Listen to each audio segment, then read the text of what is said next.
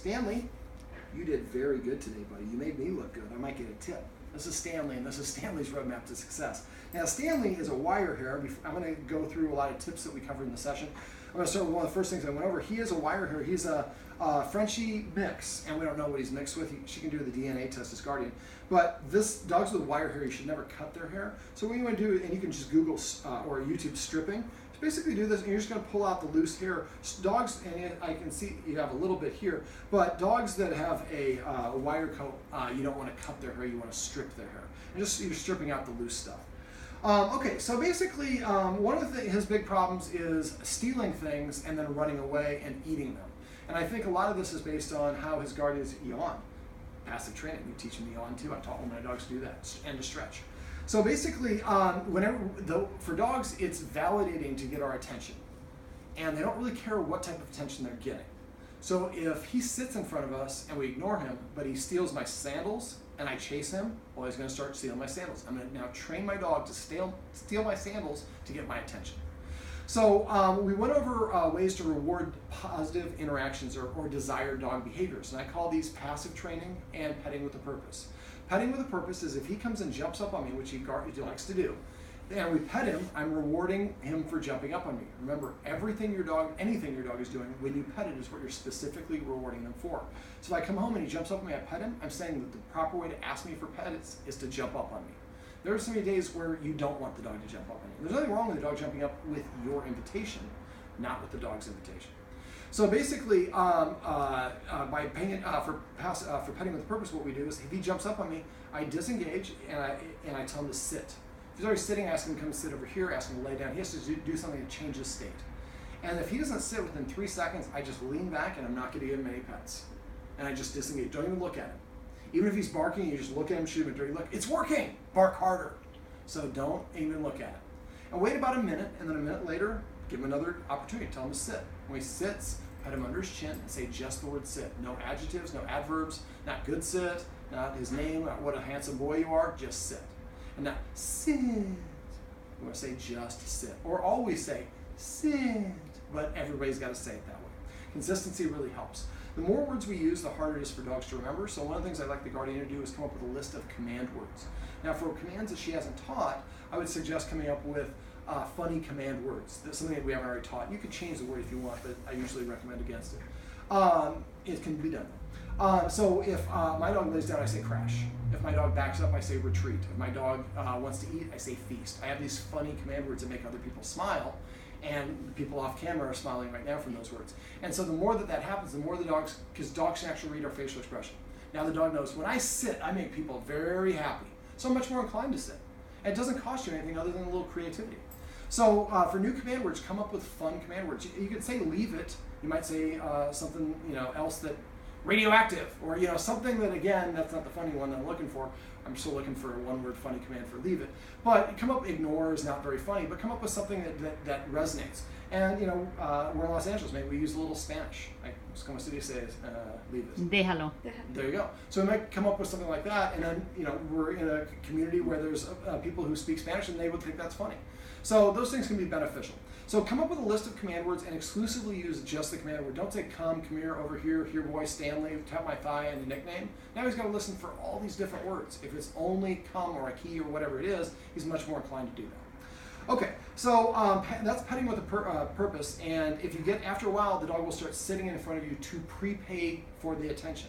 When he does, make sure to reach over, pet him, whenever possible, under the chin. We can pet him anywhere else, just never pat him on top of his head. And then say just the command word. After a while, like I said, he'll start prepaying for attention. When he does, make sure you reward it and say just the command word. Now, the other way we can train him is what I call passive training, which is just basically waiting for the dog to do something on his own. He was doing some grumbling. So I said every time he grumbles, give him the treat and say grumble. I've actually taught my Dalmatian Quest how to grumble using the same technique. Every time the dog comes and offers you a behavior on his own, so come. Even though he only came a couple steps, I rewarded him for doing it. If he were to SIT, then I would pet him and say the command word for sit. If he lays down, I would pet him and say crash or whatever the command word is for that. So now I'm communicating to the dog, these are things that I like, and when you do these things, these are great ways to get my attention. And jumping up on me no longer gets any attention. I'm not even going to look at you. I'm not going to shrug you off. I'm going to come. That was not something to shrug off because that was desired behavior. Come. So try to get him in the habit of petting him as much as you possibly can when he offers desired behaviors. I recommend the guardian actually change the puppy playroom. We're going to do that actually off camera. But she should get him like $100 worth of new toys and name each toy. So I had one toy that might look like DNA, one's an elephant, one's a hamburger, one looks like, whatever it is. So you come up with this fun command word. So you say, give me the dinosaur. That's the rabbit. I want the dinosaur. And so you create the vocabulary that makes it easier for dogs to understand. We went over the importance of rules and structure. Maui. That's one of the things we went over. We'll talk about that in a sec. Basically, dogs go through life probing to determine where boundaries and limits are, but also to ascertain who are leaders and who are followers. Leaders are whoever enforce rules. We have a tendency to think that dogs perceive us as the authority figure just because we're human. It's all about our actions. So if we're not, they learn through repetition, consistency, and good timing. We have 3 seconds to correct or reward the dog for them to have the ability to make the connection, but it has to be repeated a whole bunch of times consistently in a row. So enforcing rules consistently and rewarding dogs' desired actions and behaviors consistently makes it much easier for them to understand what it is we want from them. So to help flip the leader-follower dynamic, I went over a number of rules. Come, passive training. Except for I probably should scratch under the chin. Now, if I want to make the dog sit, I use my hand motion like this. Sit.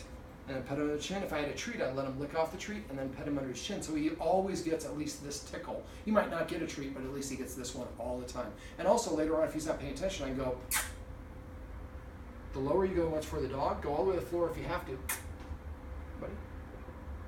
Usually dogs come for it. And then I can make him sit by going over his head. Sit. So if you're at the park or somewhere, this motion, if you're holding your hand up like that, that looks like you have something. He was looking at it right there. Also, for the park for passive training, every time you're at the Boneyard or any other dog park and he comes in and check in with you, pet him and say, come, and run back to play. So now come does not represent that we're leaving the dog park, which is a lot of people only use it in that capacity, so that's what the dog learns. Is come just means come to the human, get a little love, and then I get to go play again. And then when we do call him to come, he's more inclined to do that because every time I come to her, she gives me some attention. So she just wants to give me a little pet behind the ear. She's soft like that. Just tell his buddies in the dog park. Okay, so the more rules that we have, the more the dog should start to see us acting like a leader. So some of the rules we went over, not being allowed in the furniture. Now, I look at furniture as something, you're gonna have a lifetime with your dog. You can always give them more access, but once they've given them the access, it's harder to take it away. So I went over teaching the dog the guardian how to create a command word to go to the dog bed. And he's already doing it. This is Maui is what we call it. Remember, go to Groupon, get a dog bed that is light cream, light gray, or white in color. Get one that doesn't have sides to it and is a foam inside so it looks just like a cushion for your couch, doesn't have any extra ripples in it. And make sure there's no pattern on it. That way you can throw the treats or leave the treats or lure them on there. Retreat, another more passive training. And then it's just easy to get him to go there. And I would probably come up with a different dog. You can't realize how big this place is, but there's a lot of rooms in this house. And so maybe we call the dog bed, or going to the kennel, we call that palace. And we call the dog bed, if we ever end up having one in the bedroom, we call that one, hotel, or whatever it is. So come up with these fun command words, and that way you have the designation. You say palace, he knows to mean specifically there. Maui specifically means here. Hotel specifically means the bedroom. Okay, so let me see. Some of the rules we went over, not being allowed in the furniture. And I forgot to go over this, but to teach a dog to get off the furniture, go ahead and invite him up, could you, real quick? We'll use this.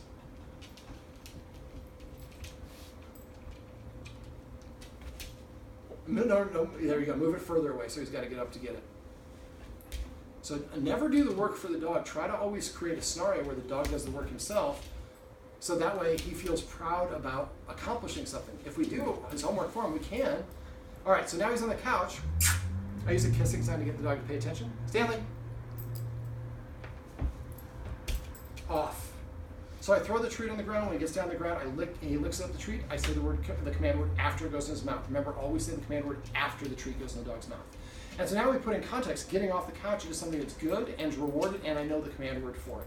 I also do this for out leaving a room. I might go over here and toss the treat just right inside the next room. He runs in there and gets it. I might say out for this. And so all these different things, words. So we have, if he's in the kitchen, we can tell him to get out, and he knows how to get out. That would be one of the other rules. Not being allowed to be within 7 feet of a human who's eating. Not being allowed to be in the kitchen when the humans are preparing food. And the guardian might take painter's tape and put it right down here because this is kind of a living room and kitchen all together. So now the dog is going to be right there, and we can walk towards the dog, use that third escalating consequence to march him out of the kitchen.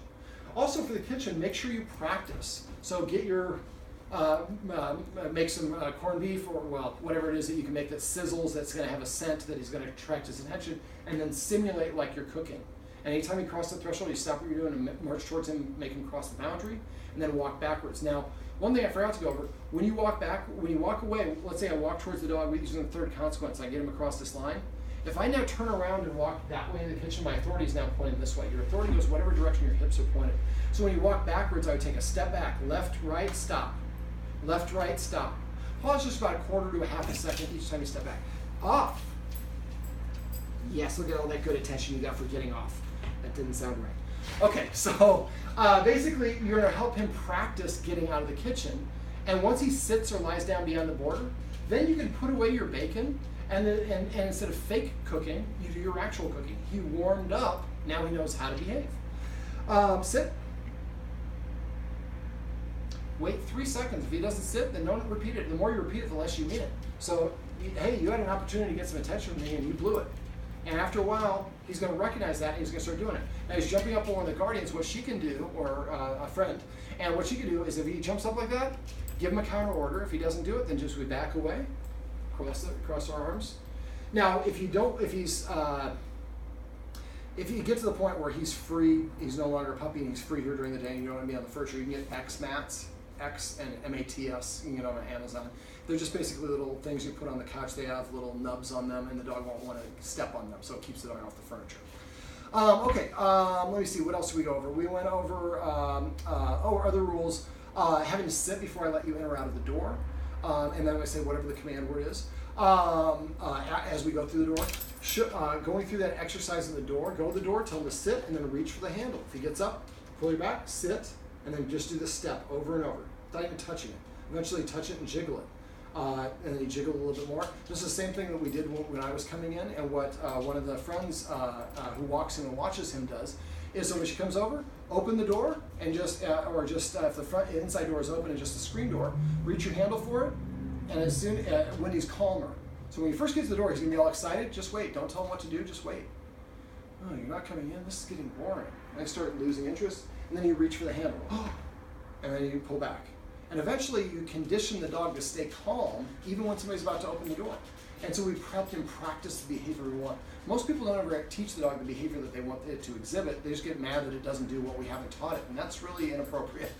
So by breaking things down at individual steps and helping the dog practice in a practice or a classroom scenario, the first step over and over and over again, that was awesome. She just used a hand signal to put the dog into a sit. But then we help the dog practice step one over and over and over in the easiest capacity possible of the variation or the experiment. And then once it's doing step one automatically, then we go to step two and practice step two over and over. Once we've done that for all the individual steps, then we bring all the steps together and help them practice all together, again, in the easiest capacity possible. Then we start making it more difficult by having other people come here. I'm going to try to get, so you dropped it automatically, drop. So practice the drop. So he went over and got this. He likes chewing on shoes. Well, teaching him to drop when he has low value items like his antler, and he got it real quick. And so, I mean, like I said, I just reached here. There you go. Now, I normally wouldn't give a dog like this. Drop. He dropped the trees. He's really good at this. Sit.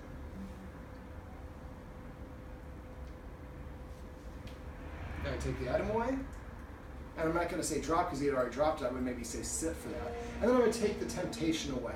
So make sure that we take our shoes and sandals. I know sandals is the last thing the guardians actually leaves out, but we just don't want to have him to develop a behavior pattern. So the more we take those things out of his purview, then the less apt he's going to practice doing them. The guardian needs to feed him after she eats something first. And if somebody else that's walking him or coming by to feed him, they should just eat off. Passive training. So I didn't engage with him. As soon as he got off, then I did get engaged with him.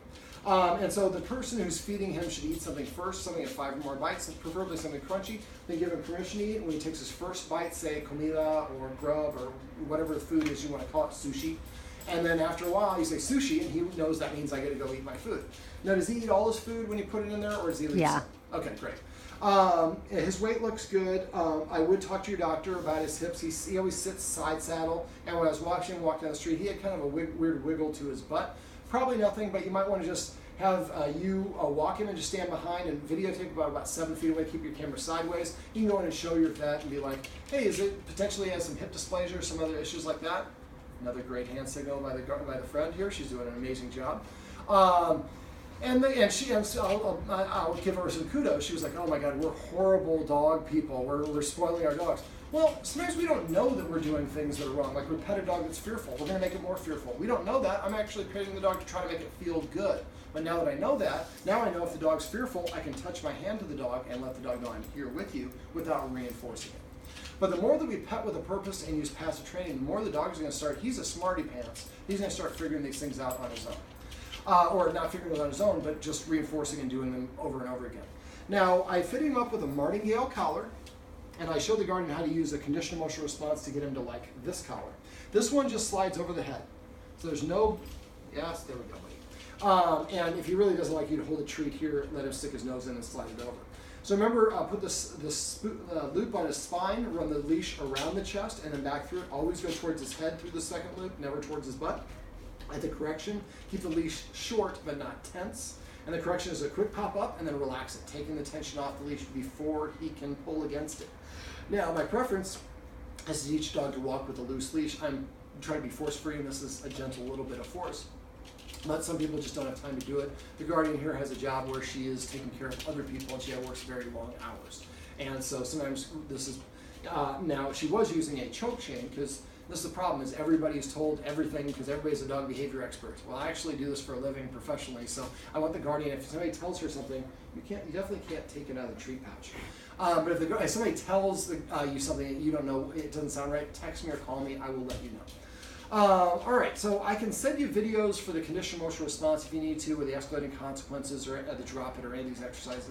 The drop it video that we did here will be embedded in this write-up. But if you sit, passive training, you see how he's sitting kind of side saddle, is what I call it, on his hip.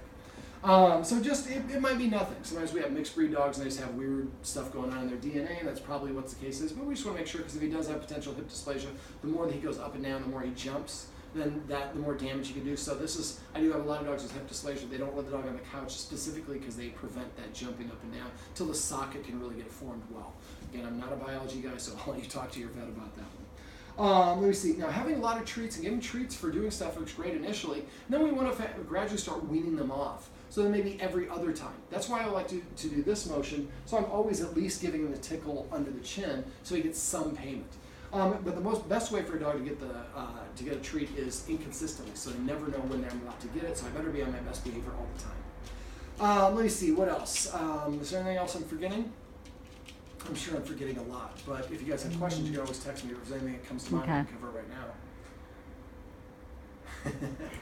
That's quite the facial expression.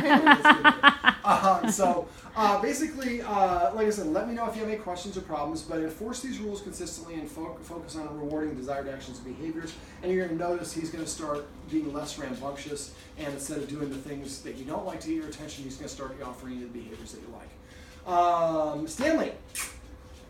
Oh, use a laser on exercise. I talked about exercise. Yeah. So basically, some dogs this is inappropriate for, but Stanley really, of course, the batteries might go up. There we go. So when he gets in the front ramp or getting in trouble, just running him back and forth and doing loops like this can be a great way to burn some excess energy for him. So you count the number of loops. Sometimes I like to do this.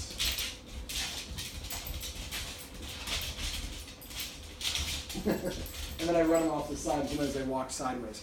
Some dogs, this is not healthy. His response for it is healthy, and then he's going to go wander around looking for it for several minutes. The Guardian may also want to consider getting an iFetch, which is an automatic ball fetching machine that you could set up in her place. He likes to play fetch. He likes to play in the backyard. Those are all great ways to do it. But start that exercise journal for a month, and that way you write down the time, what the exercise was, and how much or how many quantities. And then every time he gets into the plant or does things like that, we want to be able to write that stuff down as well. And after a while, we'll start seeing a trend.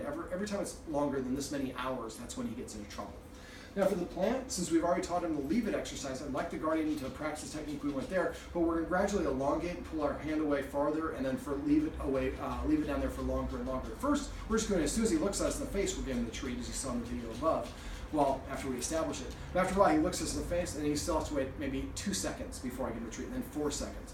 Gradually elongate. If you go from 5 to 10 seconds and 8 seconds, he loses interest, then practice again, but that's next time go to 7 seconds. Always back up 1 step and help the dog practice it over and over.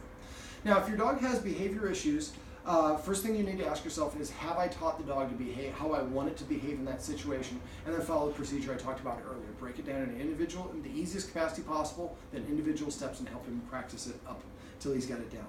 Come here, buddy. This is Stanley. The other Stanley I know is a Portuguese water dog, so he is definitely a lot more black than this guy.